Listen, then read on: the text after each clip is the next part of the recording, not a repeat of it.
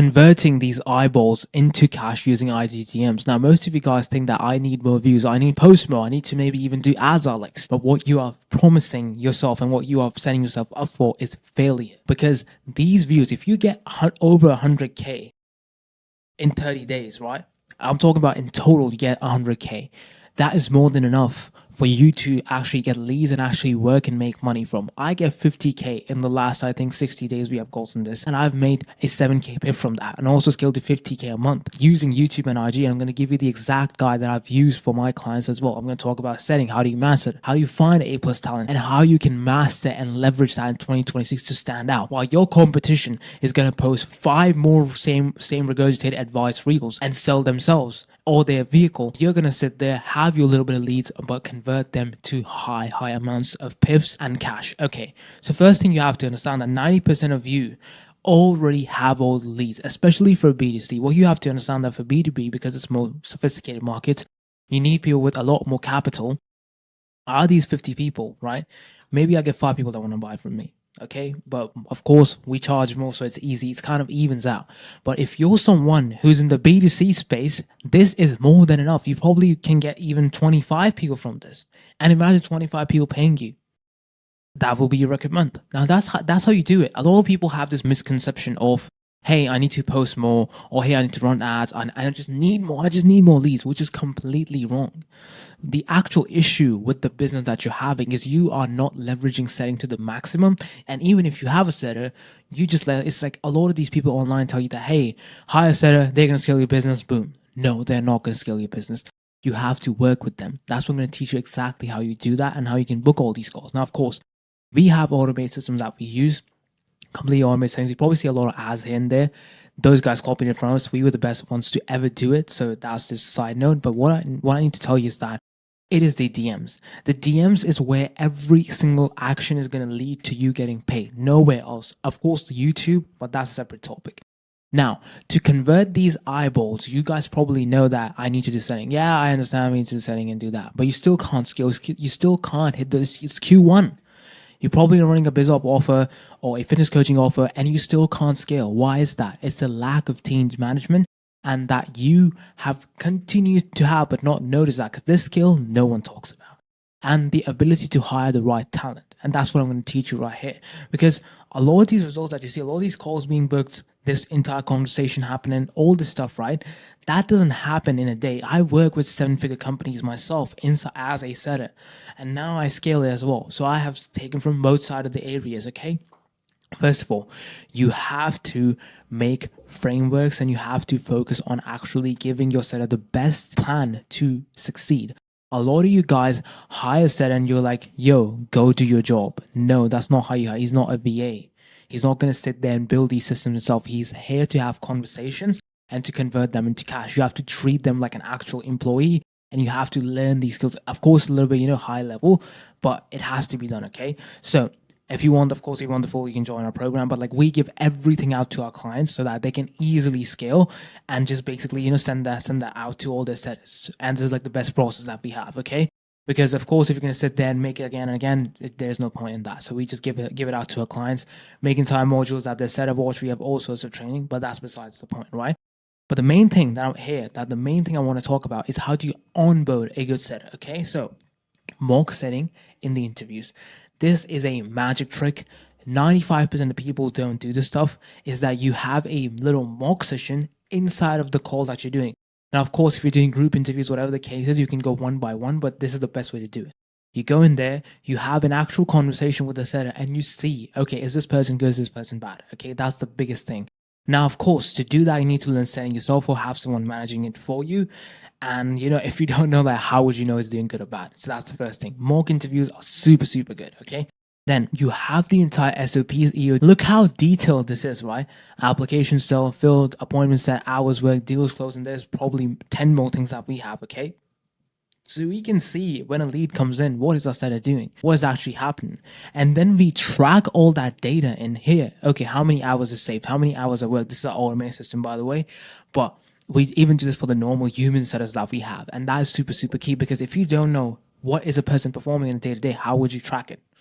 Like there's no reason for them to, maybe a setter's doing too much and you are focusing on your marketing more and more, but seller doesn't really have enough time to even take care of the leads. So you can hire another one. Like, you have to track these things up. Tracking is key. If you're not tracking, you are setting yourself up for failure.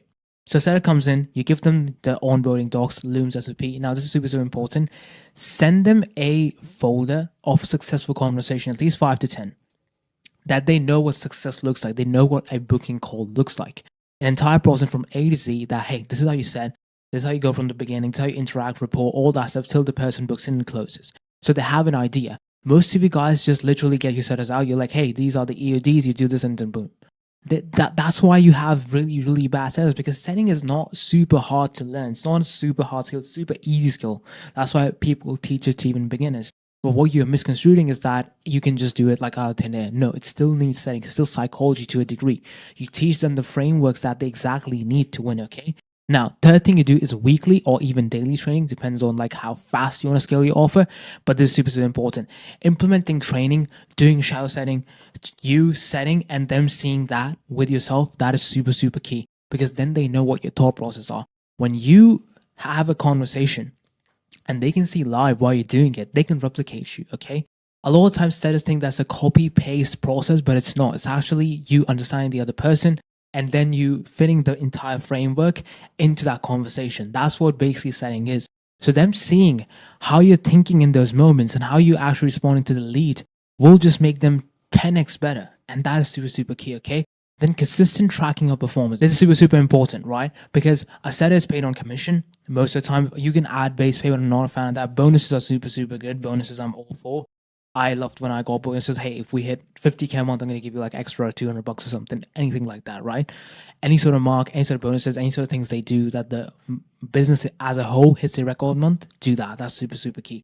But if you're not tracking their performances, if you're just saying, oh yeah, booked calls, and you're just sitting there like, first of all, they're A plus, they're just gonna leave. And even if you have someone that's in the middle, they're probably not gonna be super, super happy with you, because they can be like, hey man, I'm sending this many follow-ups, I'm doing this and this, and still no results are coming. What's actually wrong? But if you don't have that in place, how would you know? That is super, super key, okay? But the question is, how do I look and even maintain first set in the first place? Now, I've told you how to onboard it, but this is the key. This is where every single time people mess up, even I have. This is a lesson people learn the hardest way possible, but I'm going to teach you this. And you're lucky, if I'm going to be honest. You have to understand and learn the best interest psychology. Okay. For every KPI, every EOD, every single metric that you track, it has to be taken in the account of the setter or anybody who's working with you. And you have to motivate them with their personal goals, not just yours. Nobody gives a singular F about scaling you to 100K a month. But what they do care is them collecting 5K. What they do care is them collecting 10K if they're closer. That's what people care about. That's why they're working for you. They don't have this inside them like, oh, I need to work for this guy because he's the best, right? No. And the money is not the incentive. A lot of times people will be just like, hey, if you hit 100K a month, you're going to make 5K. He knows that. No, what you do is that you make a personalized list of their goals, and then you say it every single time in these weekly calls that you have with them. And you should have calls with your team, by the way. Weekly, this is something I should not be telling you guys. That's super, super important. But you have to sit there and basically be like, hey, bro, if you want to take your parents out on a trip to Marbella, you have to, do your KPIs. If you want to buy this new bike, if you want to buy the Ducati, you have to sit there and do these things. So what's going to happen with them is, because now that you know their goals, you can all the time probe them in a way. And it's not bad, because they're going to achieve their goals. They're going to feel good. You're going to make money. It's an all happy process. It's not something bad. They're going to be motivated each time, remembering of their goal and then working. They're going to be like, yeah, shit, man, I need to do this. If I don't do this, I won't be able to, get my family to the trip, blah, blah, blah, all that stuff, right?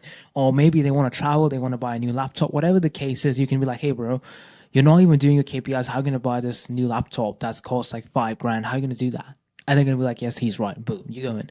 That keeps people motivated all the time till this is same, because it's human nature. You can't really be, you can't really change that.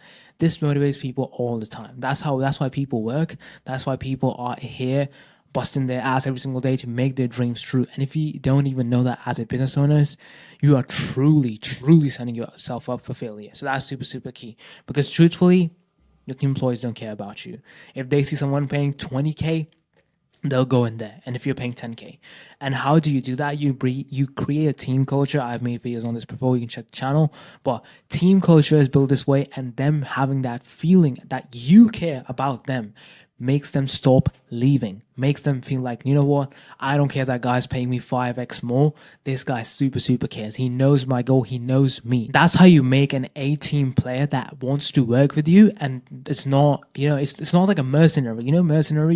Mercenaries work really well till they're getting paid. The second someone pays more to them, or someone who comes in and be like, yo, you're losing the war, you should join us, boom, they're gonna leave. So you don't have mercenaries in your businesses, okay? You have to make a business that works on systems and not people. Now, this is gonna be some super sauce. Just 2 seconds. I shouldn't be, but I'm just gonna give this away. So what do you do is that, like, you might be asking, okay, Alex, how did you build this framework so fast, and how do you give it to your clients? My seller built it for me. I didn't do it. Why? Let me tell you why. Because if he left, he became a closer. He transcended to the next level. Right? There's nothing wrong. We still talk. Everything is fine. But the reason is because he understood one simple thing, is that he knew how to set. And I was like, okay, how can I leverage that? Because if this person leaves before he was leaving for close, I literally told him face to face. But you can, make it a little bit subtle. You can talk to your sellers in a different manner, whoever the case is. It's a closer. It's a VA. It's a video editor. It's a setter. All these people, they're doing a good job and you're making money. But there's no track record. There's no track history. So what you do is that you build SOPs, you ask them to build systems that actually allows you to replicate the process over and over again. And each time a new person comes and refine, you do this again. And what happens is that you have so much backloading, you have so much data of how you can replicate success that it just happens. You don't care about the person anymore. That's what the biggest companies do. If you ever worked, like I work with a I think it was a 7-figure company. Yeah. Those guys gave me so many SOPs and so much stuff, like boom, boom, boom. This is how you do it. In, I would say 2 days, I was prepared to go into DMs and crush and made a lot of money. You see how, and I learned that from them, that, hey, these guys, and I left because I got better offers and they were just too much, and those guys were just having, a lot of like internal issues with their closer not showing up and all that stuff going on. Besides the point, but the point I'm trying to make here is that they had this one thing clear of so much data from the entire previous sellers and the previous salesmen, that I was just able to come in and easily do that. And that's how your business should be. And that's the reason why my clients can leave their business for a week and the things will not start working. Ask yourself this simple question before I end this video. If you were to leave your business for a week or even 2 days, will it survive? If the answer is no, you are making a grave mistake and you're not having a business, you're having a glorified job. If you're someone who's making 20K, 30K, you have to get out of the operations. You have to stop being the operator and actually become a business owner. Because a lot of people misconstrue this as such a common issue I see. So if you want to win in 2026, if you want to use your views and actually create this sort of business that runs on itself, implement everything in this video. And of course, if you like it, you can check out my other videos. I made entire guides on this. The reason why I made this so much broader, because I've talked about this topic at length in so many different videos. Check those out and I'll see you in the next one. Bye.